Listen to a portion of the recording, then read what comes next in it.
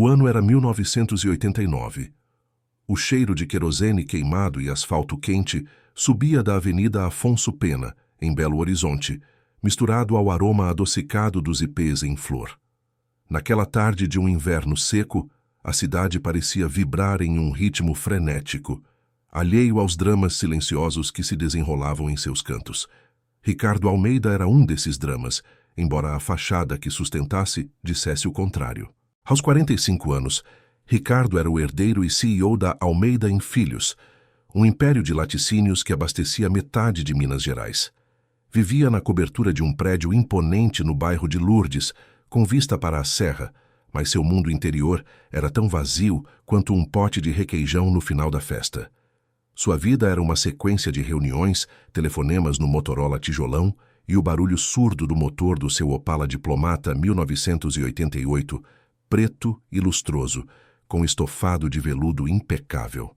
Naquele dia, Ricardo dirigia seu Opala com o rádio ligado, sintonizado na Itatiaia. O noticiário falava sobre a inflação galopante, a dança da moeda, e o último sucesso do Roupa Nova tocava baixinho, um fundo melancólico para sua solidão crônica. Estava voltado para a Vila Santa Luzia, um labirinto de ruas estreitas e casas simples na periferia, onde a empresa mantinha um pequeno depósito. Era um raro desvio de sua rota habitual, forçado por um problema na entrega que só ele podia resolver. Ao entrar na vila, o Opala parecia um navio de luxo perdido em águas turbulentas. As ruas esburacadas, o burburinho de crianças jogando bola com chinelos havaianas como traves, o cheiro de café passado e a música alta de um samba-canção vindo de um boteco. Ricardo, impaciente, parou o carro na frente de um muro pichado, esperando o caminhão da entrega manobrar. Foi então que a viu. Sentada no meio-fio, escorada em um poste de luz que mal iluminava a viela, estava Cláudia. Ela não estava pedindo. Estava apenas existindo, envolta em um silêncio pesado. Seu vestido era de um tecido fino, surrado pelo tempo, e o cabelo escuro, amarrado em um rabo de cavalo frouxo, revelava o cansaço em seu rosto jovem, mas marcado. Ao lado dela, encolhido em um cobertor gasto, estava o filho, um menino que não devia ter mais que 5 anos.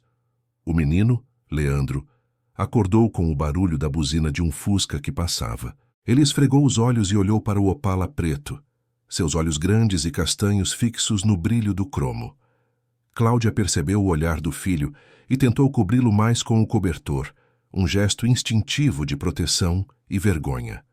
Ricardo notou a dignidade silenciosa na postura dela. Não havia súplica, apenas exaustão. Ele era um homem de números, de planilhas, de lucros. Sentimentos eram variáveis que ele desprezava.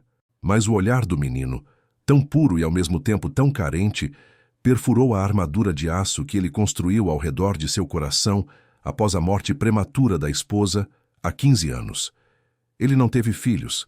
Sua dor o consumiu, transformando-o em um empresário frio e inacessível. Ah não, Ricardo, não comece com essa bobagem de caridade. Ele resmungou para si mesmo, ligando o rádio mais alto para abafar o que sentia. Estava tocando É de Chocolate da Legião Urbana, um som que, ironicamente, falava de sonhos simples e desilusão. O caminhão manobrou e Ricardo estava pronto para ir embora. Colocou a mão na chave da ignição, mas parou. O motor do Opala parecia ronronar como um tigre pronto para o salto, mas a visão da pequena família no meio-fio o paralisou. Cláudia pegou a mãozinha do filho e beijou-a com ternura. Um ato de amor tão profundo em um cenário tão desolador que desarmou Ricardo. Ele desligou o carro, desceu e fechou a porta com um claque seco. Seus sapatos italianos pisaram o pó da rua. A vizinhança parou para observar. Um homem engravatado, do Opala preto, em Santa Luzia. Cláudia, assustada, abraçou Leandro. Ela estava acostumada com olhares de desprezo, de pena, mas aquele olhar era diferente. Não era julgamento, mas uma curiosidade quase dolorosa. «Boa noite», disse Ricardo, sua voz rouca de pouca prática em gentilezas. Ele se sentiu desajeitado, um peixe fora d'água. Eu notei vocês. Estão com fome?» Cláudia apertou o filho. «Não, senhor. Estamos bem. Obrigada. Sua voz era baixa, mas firme, uma prova de que a pobreza não lhe tirara o orgulho.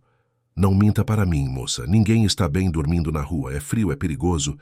Ele tirou a carteira de couro e puxou algumas notas. Pegue, compre um jantar e um quarto para passar a noite, por favor. Cláudia olhou para as notas. Seu rosto se contorceu em uma mistura de necessidade e repulsa. Eu não sou pedinte, moço. Eu não gosto de esmola. Não é esmola, insistiu Ricardo estendendo a mão. É uma ajuda. Eu tenho mais do que preciso. E o seu filho, ele não merece isso. Leandro, curioso, soltou o cobertor e olhou para Ricardo. Ele sorriu, um sorriso banguela e inocente. Tio, o seu carro é de brinquedo? A pergunta ingênua quebrou o gelo. Ricardo riu. Um som raro que ele próprio mal reconheceu. Não, garoto, não é de brinquedo, é de verdade. Ele se abaixou, ignorando o pó no terno. Qual é o seu nome? Leandro, respondeu o menino sem medo. Leandro. E a sua mãe? Como se chama? Cláudia. Ela finalmente aceitou as notas, mais pelo filho do que por si mesma. Obrigada, senhor. Ricardo. Meu nome é Ricardo. Ele se levantou, sentindo-se estranhamente leve. Onde vocês vão ficar? Cláudia apontou para o nada. A gente sempre dá um jeito. Numa pensão barata, no fundo de um quintal. Amanhã eu procuro um trabalho. Um trabalho, repetiu Ricardo. A ideia era absurda. Ele tinha dezenas de empregados, mas nunca havia pensado no drama por trás do desemprego.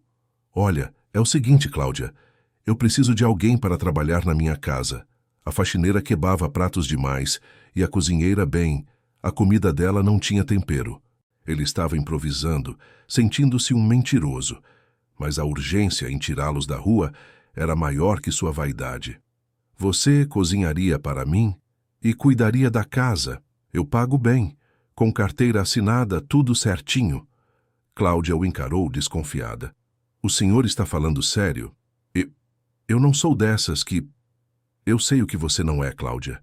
Não estou te oferecendo nada mais do que um trabalho digno. Você, na minha casa, e seu filho seguro. Moradia, comida e salário. Você aceita? O coração dela batia acelerado. Era um convite irreal, quase um conto de fadas em meio à dureza da vida. Olhou para o filho, que dormia aninhado em seu peito, e sentiu o peso da responsabilidade. Ela havia sido abandonada pelo pai de Leandro, uma promessa vazia. E desde então a vida tinha sido uma luta brutal em Campinas, que a trouxe para Belo Horizonte com a esperança de um recomeço. Aceito, ela disse, a voz embargada. Porém, com uma condição, senhor Ricardo. Não quero morar na rua de novo. Se eu sair de lá, quero sair para trabalhar, não para voltar para o nada. Ricardo sorriu, um sorriso genuíno que há anos não aparecia em seu rosto austero. Feito, venham, meu carro tem espaço. O Opala diplomata, aquele símbolo de distância social, de repente se tornou a arca da salvação. Cláudia hesitou por um segundo, o medo do desconhecido versus a certeza do sofrimento. O cheiro do couro e do perfume importado de Ricardo invadiu suas narinas, contrastando com o cheiro de suor e poeira da rua. Ela pegou o filho e o pequeno embrulho com os poucos pertences.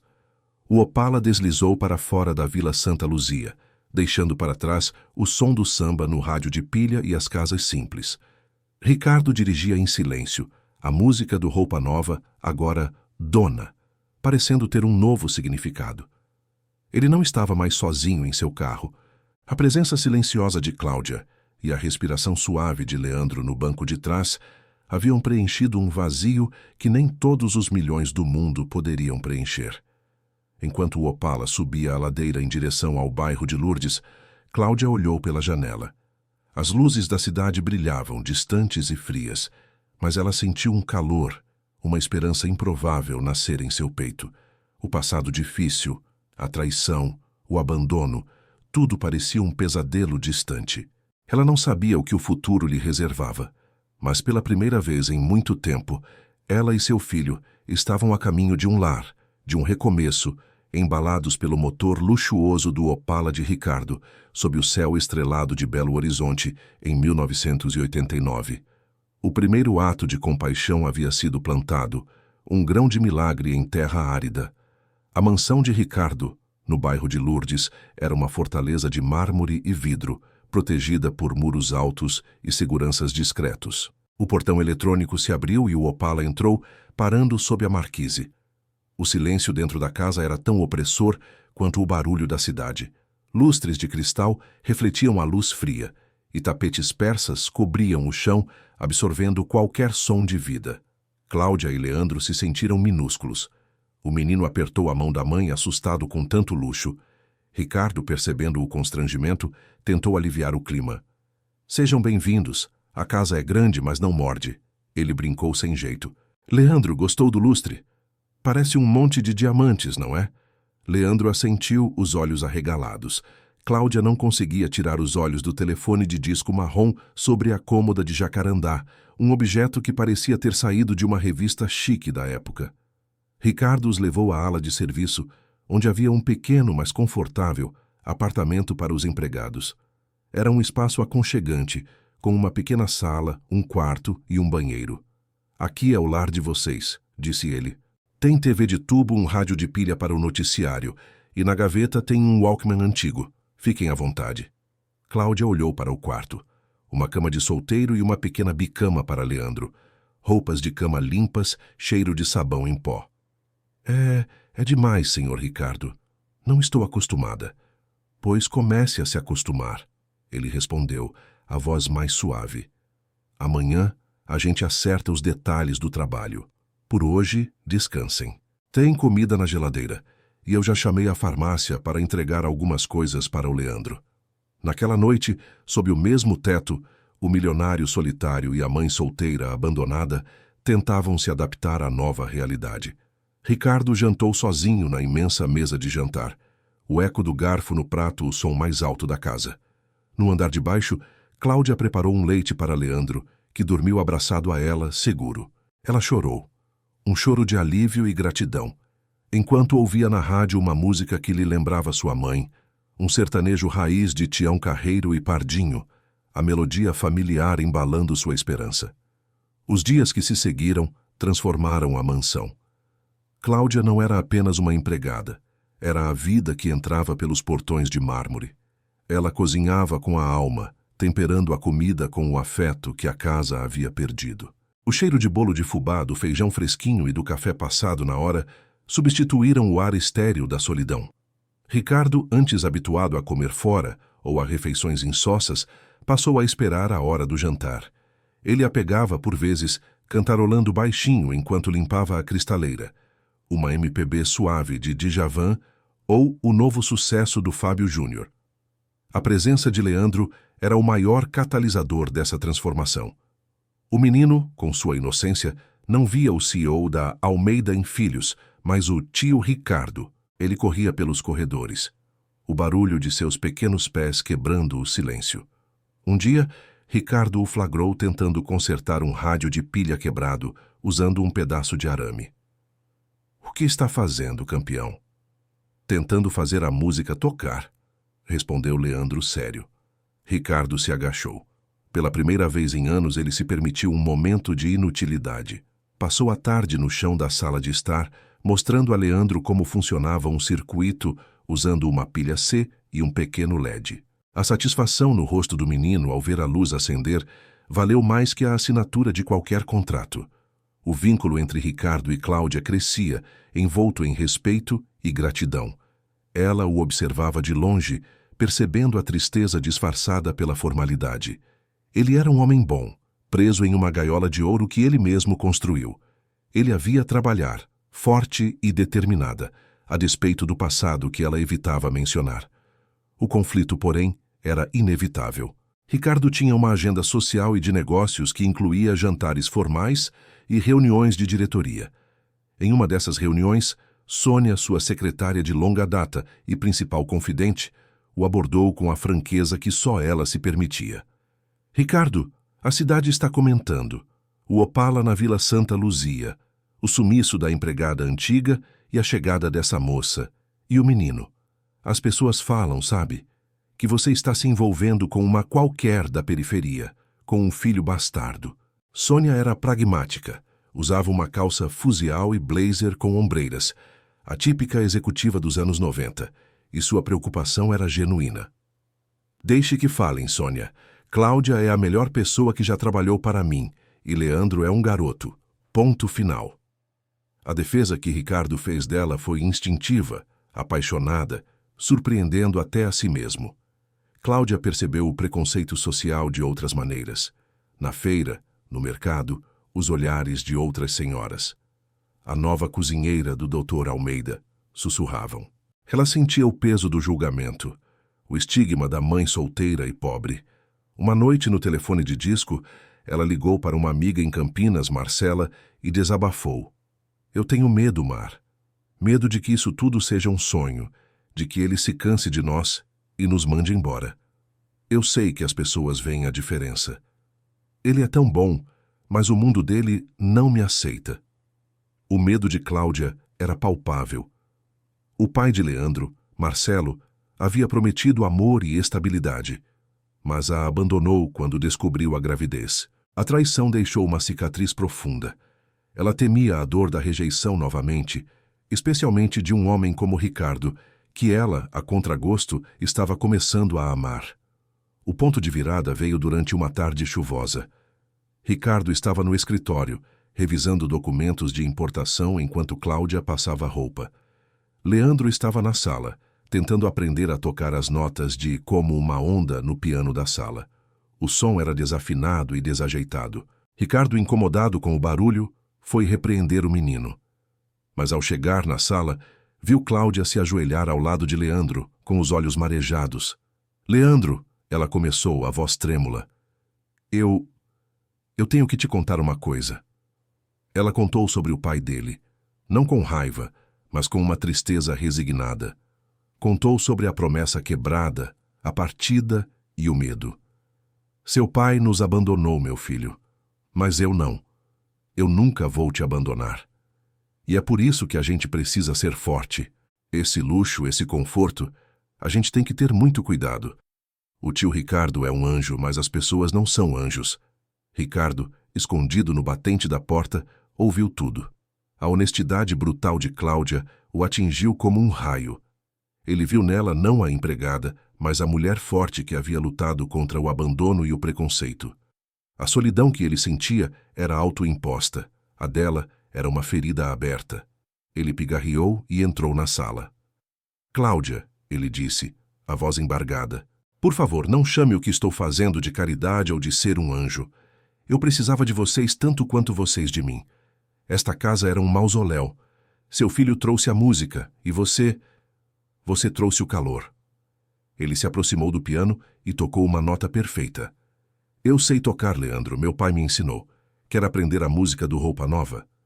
Aquele momento selou algo. A conversa franca, a vulnerabilidade mútua. A música quebrou as barreiras finais. Ricardo convidou Cláudia para sentar-se na sala de estar, não na cozinha. Ele puxou um vinil do armário, Clube da Esquina, de Milton Nascimento, e colocou para tocar no toca-discos. Eles conversaram por horas sobre o passado, sobre a dor. Ricardo confessou a Cláudia a solidão após a morte de sua esposa, como o trabalho se tornou seu único refúgio. Cláudia lhe contou sobre a luta em Campinas, a esperança de recomeço em Minas. Enquanto a voz de Bituca ecoava pela sala, eles não eram o rico e a pobre. Eram dois seres humanos feridos, encontrando conforto na presença um do outro.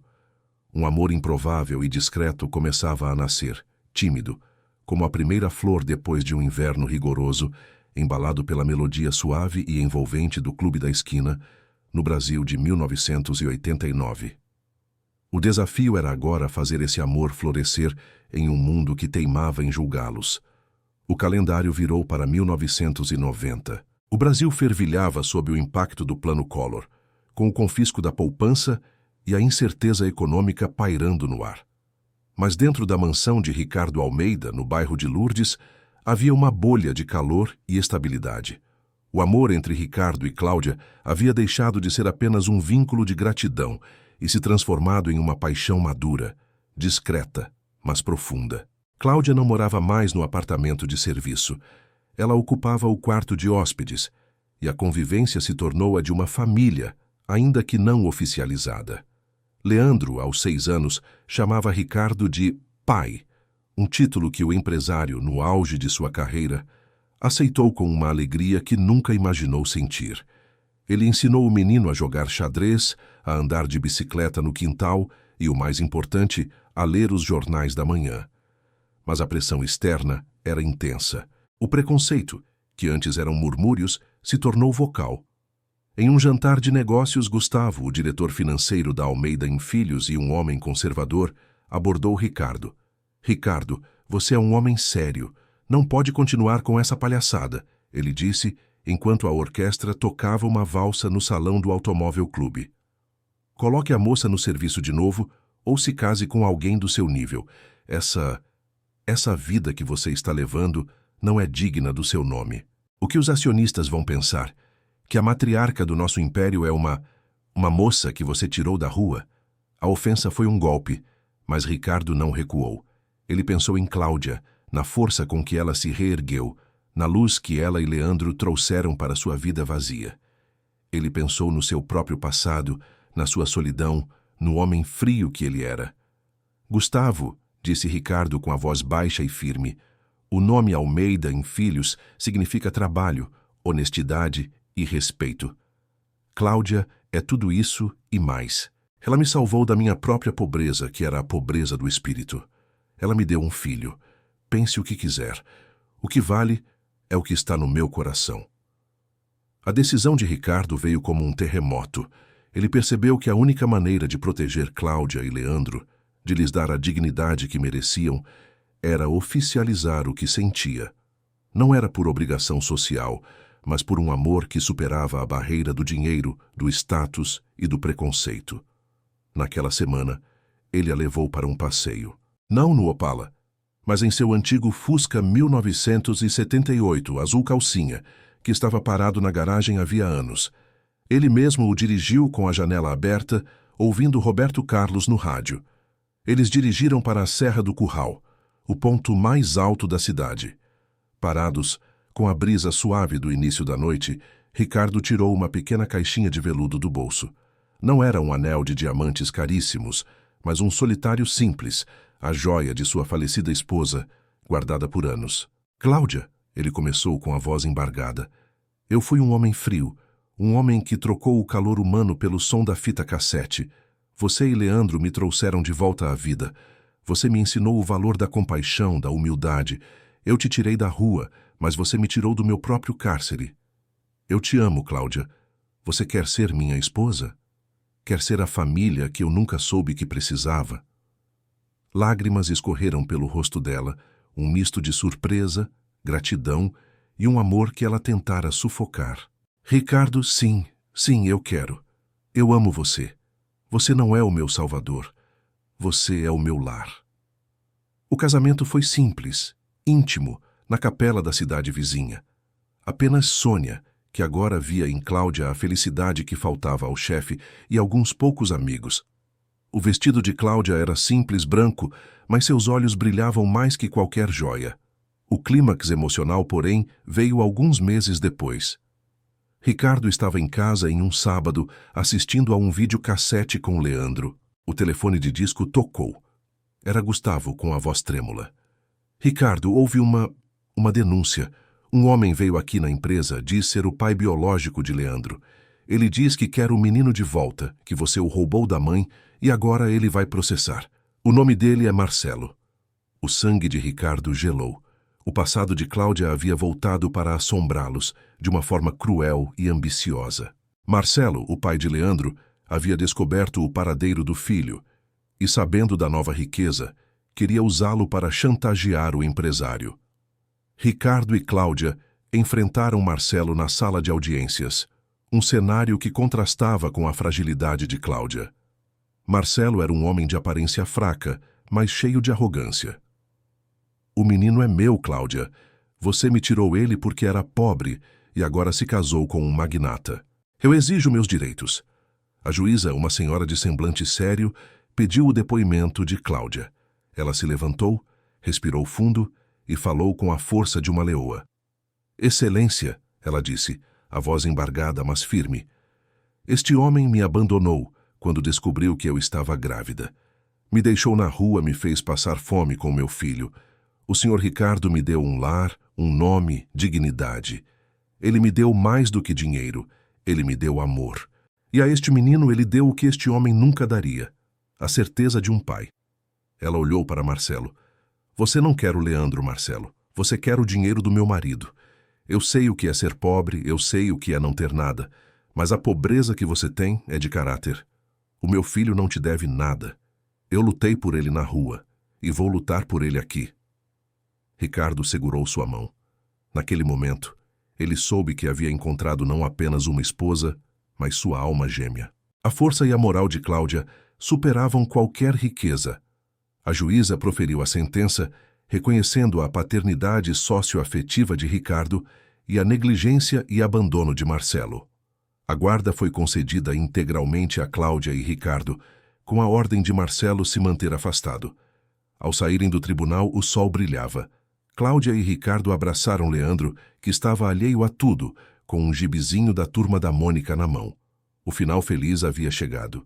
Ricardo, agora um homem transformado, dedicou sua vida a ser o pai de Leandro e o marido de Cláudia. Ele aprendeu que a verdadeira riqueza não estava nas cifras bancárias ou no brilho do Opala, mas na fé, na bondade e na compaixão que ele havia redescoberto. Ele transformou a Almeida em Filhos em uma empresa com um forte programa social, ajudando famílias vulneráveis, inspirado pela jornada de sua esposa. Leandro cresceu feliz, inteligente, com a segurança de um lar e o amor de 2 pais. Cláudia, a ex-mãe solteira abandonada, se tornou a cozinheira, a conselheira e o coração da mansão, provando que o amor verdadeiro não conhece barreiras sociais. Naquele ano de 1990, com as incertezas econômicas pairando, a família Almeida encontrou sua âncora. Na sala de estar, no toca-discos, rodava um vinil de Djavan. O casal dançava desajeitado enquanto Leandro batucava no piano e a melodia suave de Flor de Lis enchia a casa de alegria. Eles eram a prova de que, mesmo nas maiores crises e nas maiores solidões, um ato de amor e empatia é capaz de mudar o destino, trazendo redenção e uma moral positiva que ecoa por gerações. A vida, afinal, era uma bela e improvável canção de amor. Se você curtiu essa história, não esquece de deixar o like, se inscrever no canal e ativar o sininho. Assim você não perde nenhuma das próximas histórias incríveis que vêm por aí.